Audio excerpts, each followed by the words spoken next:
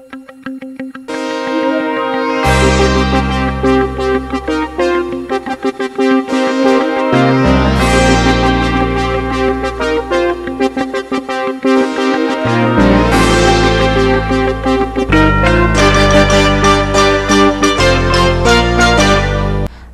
less than a miracle was needed to save Sally Ordinario Villanueva, Elizabeth Batain, and Ramon Credo from being executed in China. The miracle never came. The three overseas Filipino workers were caught transporting drugs, a capital offense in China, and for their crime faced the ultimate penalty of death. The Philippine government had managed to defer their execution last month following appeals of Vice President Jejomar Binay, but China made it clear the death penalty would not be revoked. And that stay of execution ended March 30, and the executions occurred as scheduled. The three were put to death, reportedly by lethal injection. Contributing editor Beting Laigo has the full story in philippinenews.com.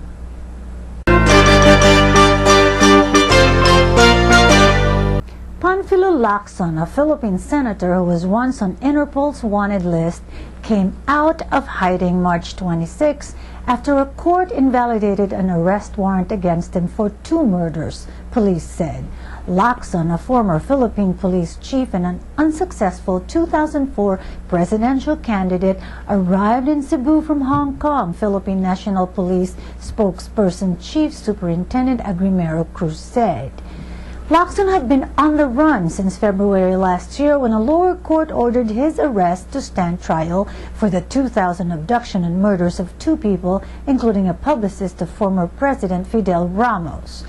Lacson did not issue a statement. Where he had stayed over the past 13 months was unclear.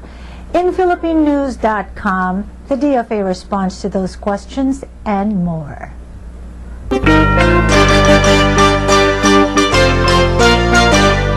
In 1949, a now forgotten member of the Philippine Congress left as his legacy a single statement heard by a newspaperman.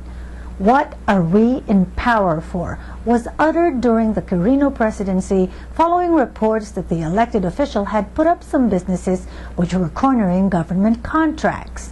The same accusations have been hurled against current and past Philippine presidents, and indeed accusations against President Gloria Macapagal-Arroyo and her family are not new.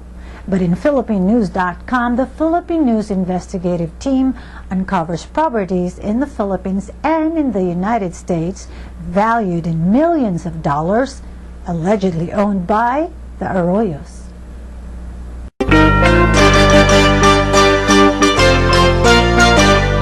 In the next 10 days, the town with the highest concentration of Filipinos in the continental United States may have its second Filipino-American member of the City Council. Or not. A seat on the 5-member governing body opened up with a February 24 resignation of Maggie Gomez following her no-contest plea to 2 counts of felony workmen's compensation fraud. Gomez had worked as a nurse in charge of patient relations with Seton Medical Center. Mayor Carol Klatt told Philippine News they were taking applications until April 4 and interviewing potential successors until April 11. Several Filipino-Americans living in Daly City reportedly are eyeing the post. And my report says who has confirmed and who will not comment in philippinenews.com.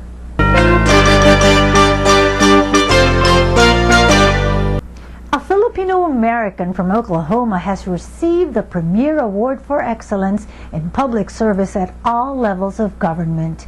The American Society for Public Administration and the National Academy of Public Administration named Lester Claraval winner of the National Public Service Award.